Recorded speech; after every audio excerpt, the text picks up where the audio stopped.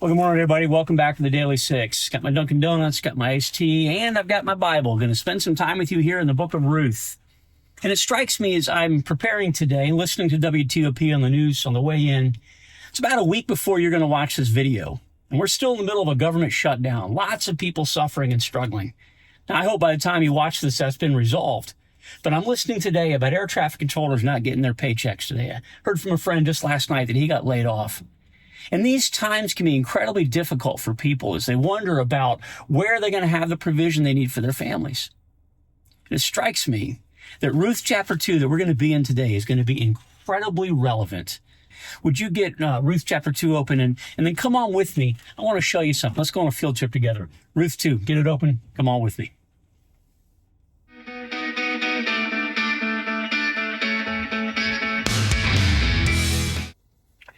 So in Old Testament times, if you were hungry and you had nothing to eat, there weren't food banks to go to, there weren't welfare systems the way we have them today. The only way you could provide for yourself was to come to a farm field after they were done harvesting and walk around and pick just whatever little bit of grain was left in the field that the harvesters had left behind. It's a concept that was called gleaning. And in the Old Testament, God commanded farmers to allow the poor to come behind them and pick up what they weren't going to pick up anyway. The birds of the air were going to eat it. Now, some farmers weren't real kind to these poor folks. They saw it as a bit of an invasion or maybe just a bit of a hassle to their work life. On Friday of this last week, we started into the beautiful story of Naomi and Ruth. Ruth being a young woman who was so faithful to her mother-in-law, Naomi. And they were all widows. So Naomi decides in her bitterness and her elderly years as a widow to go back to her people in Israel and just die there among her folks. And she encouraged her daughters-in-law, Ruth and Orpah, to stay in Moab.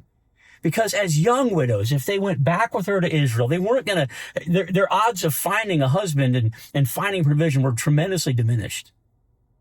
But Ruth was faithful. Even at her own expense, even at the risk of losing her own future, she said, no, I'm going with you. And the scriptures record that Naomi had a relative on her husband's side. And he was from the clan of Elimelech. He was a man of standing whose name was Boaz. Verse 2, Ruth the Moabitess. And that you notice how the scripture keeps reemphasizing this. Ruth the Moabitess said to Naomi, let me go to the fields and let me pick up the leftover grain behind anyone whose eyes I may find favor. Naomi says to her, yeah, go ahead, my daughter. And she went out and began to glean in the fields behind the harvesters. And as it turned out,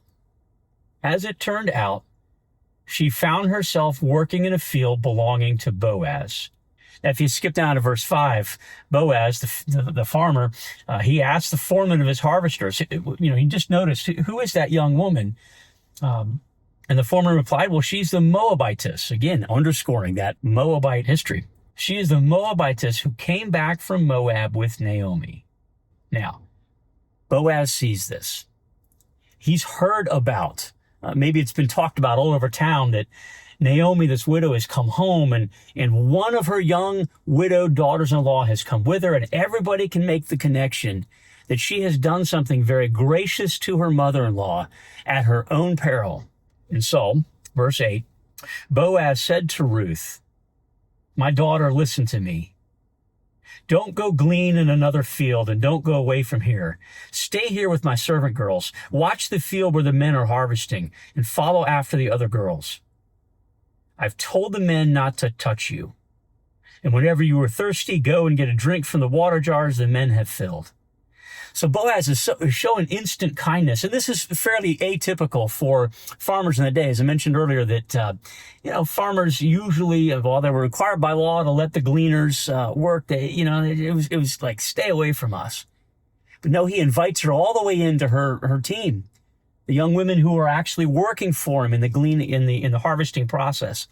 He even invites her to take advantage of their supplies, the water and drink, so forth. So verse 10, she bows down with her face to the ground and she exclaims, why have I found such favor in your eyes that you notice me, a foreigner? Well, Boaz replied, I've been told about all that you've done for your mother-in-law since the death of your husband, how you left your father and mother and your homeland, and you came to live with the people you did not know before. So may the Lord repay you for what you have done. May you be richly rewarded by the Lord, the God of Israel, under whose wings you have come to take refuge. Ruth was faithful at her own expense to provide comfort, care, and presence for her widowed, elderly mother-in-law. God said, I'm going to provide.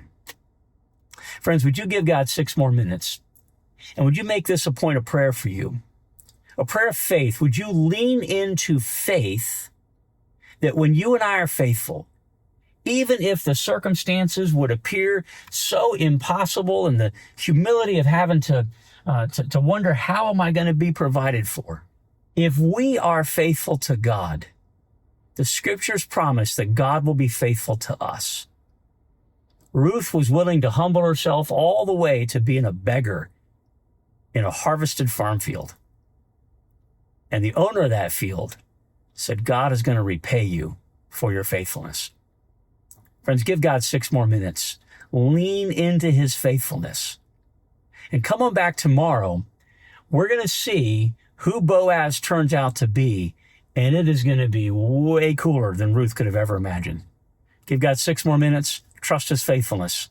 Come on back tomorrow. We'll see you right here on the Daily 6.